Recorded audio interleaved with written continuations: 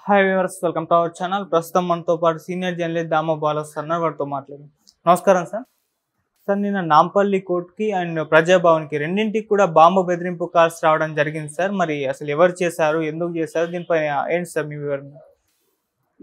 యాక్చువల్గా మనకి బాంబు బెదిరింపు అనేది ఈ మధ్య కొత్త కాదు. వరుసగా మనకు రాజస్థాను, అటుపక్క నార్త్ ఇండియా, ఢిల్లీలో ఫస్ట్ హాస్పిటల్స్, తర్వాత స్కూల్స్, తర్వాత even police control rooms, airports, వీటన్నిటికి కూడా బాంబులు థ్రెట్ ఉన్నట్టుగా వస్తున్నాయి. అంటే దీంట్లో ప్రధానంగా ఏంటంటే రెండు రకాలుగా ఉంటుంది. ఒకటేమో కావాలని ఇబ్బంది పెట్టడానికి, ఒక ప్యానిక్ సిచ్యువేషన్ క్రియేట్ చేయడానికి చేయడం, కన్ఫ్యూజ్ చేసి క్రియేట్ చేయడం. రెండోది డైవర్షన్ అనమాట. అంటే మొత్తం హోల్ కంట్రీ ఒక దగ్గర బాంబులు ఉందనుకుంటే వేరే దగ్గర ఎక్కడో పేలుతాయి. సో ఇటువంటి టాక్టిక్స్ కూడా టెర్రరిస్ట్ ఆర్గనైజేషన్స్ చేస్తుంటారు. ఇవాళ ఏంటంటే ఫోన్లు కానీ లేకపోతే ఇంటర్నెట్ ద్వారా కానీ మెయిల్స్ ఇవ్వడం అనేది ఈజీ అయిపోయింది. ఎక్కడైనా ఉండి విపిఎన్ అంటారు, వర్చువల్ ప్రైవేట్ నెట్వర్క్ కానీ మనం డబ్బులు ఇచ్చి కొనుక్కుంటే మన ఐపీ అడ్రస్ అనేది మారిపోతుంది. మనం ఇక్కడే ఉంటాం కానీ మన ఐపీ అడ్రస్ ఏమో ఏ రష్యాలోనో ఏ జర్మనీలోనో ఉన్నట్టుగా ఉంటుంది అన్నమాట. అవి కొన్ని సాఫ్ట్వేర్లు, కొన్ని విపిఎన్లు ఫ్రీగా కూడా ఇస్తారు కొంతవరకు, కొంత డేటా వరకు. అలా మనం మోసం చేయొచ్చు. అట్లాగే డార్క్ వెబ్స్ ఉన్నాయి. డార్క్ వెబ్ కూడా బయటికి దాన్ని ట్రేస్ చేయడం కష్టమవుతుంది. ఇలాగేంటంటే హ్యాకింగ్లో ఎక్స్పర్టైజ్ అయిన వాళ్ళు ఈజీగా గవర్నమెంట్స్ని చేయొచ్చు. అమెరికన్ లాంటి గవర్నమెంటే చేతులెత్తేస్తుంది. ఇప్పుడు చాలా దాదాపు నాకు తెలిసి ఒక 30 కోట్ల పుస్తకాలు ఫ్రీగా దొరుకుతాయి నెట్లో. ఒక 5 కోట్ల ఆర్టికల్స్ సైహబ్ అనే ఒక సైట్లో దొరుకుతుంది మనకి. లిబ్జన్ అనే దీంట్లో లైబ్రరీ జెనసిస్ అంటారు దాన్ని. సో కాబట్టి ఇవాళ ఆ పబ్లిక్ వాళ్ళ అమెరికన్ ఎఫ్బిఐఏ ఏం చేయలేకపోతుంది, federal bureau of investigation.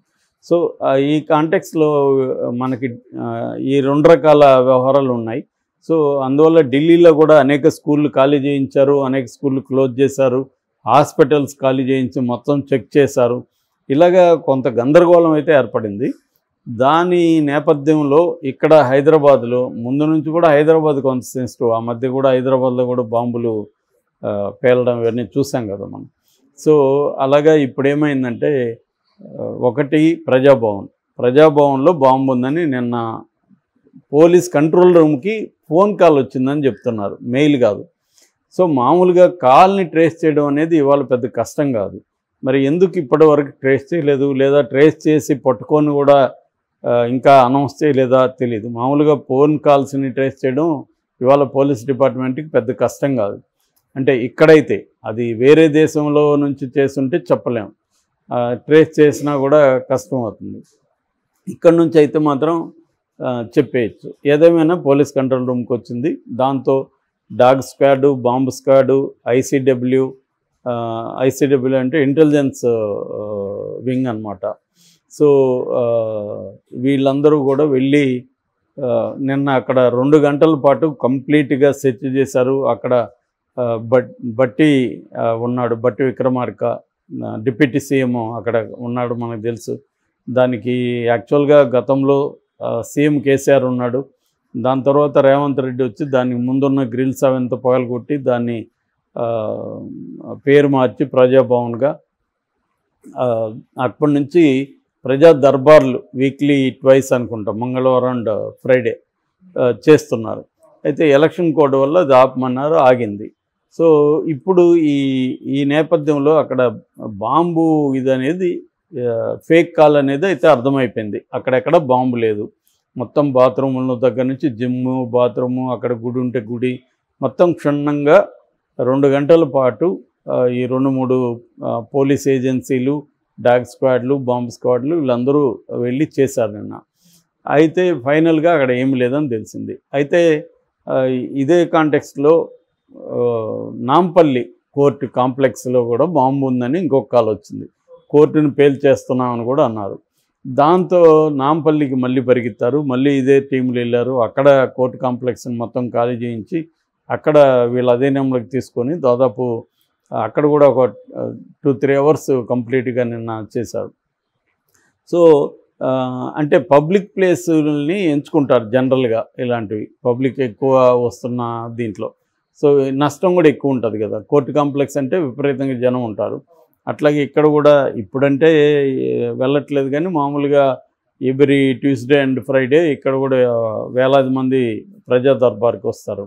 So ఈ కాంటెక్స్లో అది కూడా అక్కడ కూడా నాంపల్లి కోర్టులో కూడా ఎక్కడ ఏమీ కనిపించలేదు.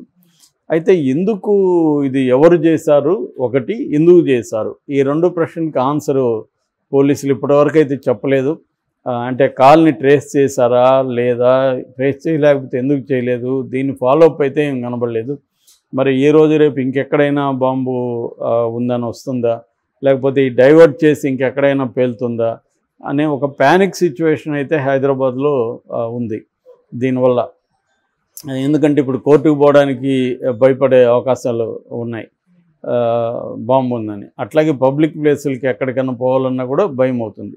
ఇది ఒక రకంగా ఏంటంటే ఎకనామీని డిస్టర్బ్ చేయడానికి కూడా వీళ్ళు ఇలాగా చేస్తుంటారు. మనకి ఇంతకుముందు ఐసిస్ కానీ లేకపోతే వీళ్ళు పాకిస్తానీ డిఫరెంట్ ఏజెన్సీస్ కానీ ఇలాంటివి క్రియేట్ చేసేవాళ్ళు.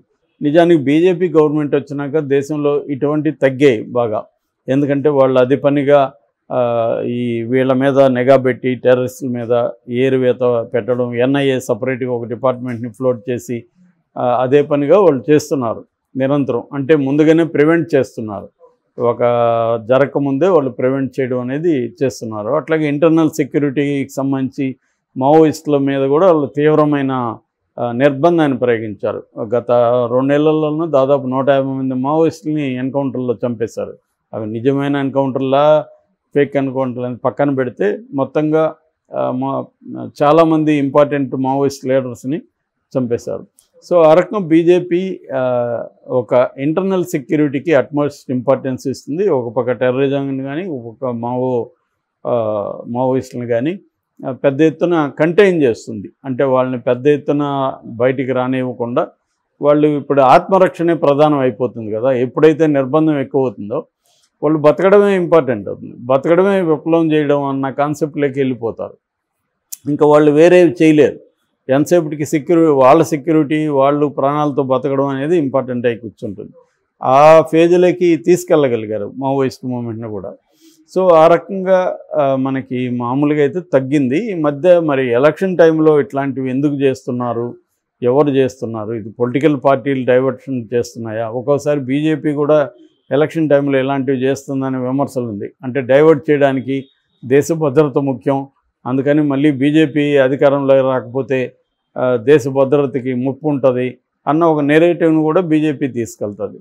మామూలుగా అయితే ఫోన్ కాల్స్ అనేది పెద్ద విషయం కాదు, ఇమీడియట్గా పట్టుకోగలుగుతారు. ఆ మధ్య కూడా గోవాకి ఒక అతను గోవా ఎయిర్పోర్ట్కి బాంబు ప్రమాదం ఉందని మెయిల్ పెడితే అతన్ని పట్టుకోగలిగారు. అతను ఎందుకు చెప్పాడంటే అదొక విచిత్రం. వాళ్ళ గర్ల్ ఫ్రెండ్ గోవాకి వెళ్దామని ఇతన్ని చేసింది. వీడు సరే గర్ల్ ఫ్రెండ్ కోసం గోవాకి వెళ్తానన్నాడు, కానీ వీడి దగ్గర డబ్బులు లేవు.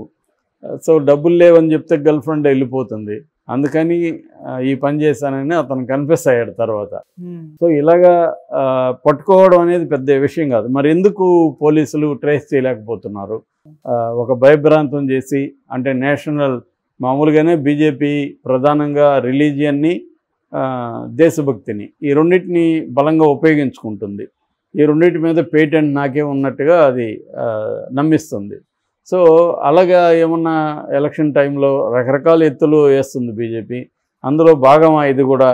ఊరికనే నేషనల్ థ్రెట్ క్రియేట్ చేసి బీజేపీ చూడు ఎలక్షన్ టైంలో బీజేపీకి తగ్గుతాయనేసరికి ఒక్కసారిగా వాళ్ళు విజృంభిస్తున్నారు, కాబట్టి బీజేపీని ఎన్నుకోండి అన్న ఒక నెరేటివ్ తీసుకెళ్ళడానికి ఇలాంటివి ఏమన్నా వస్తున్నాయా అన్న డౌట్స్ కూడా ఉన్నాయి.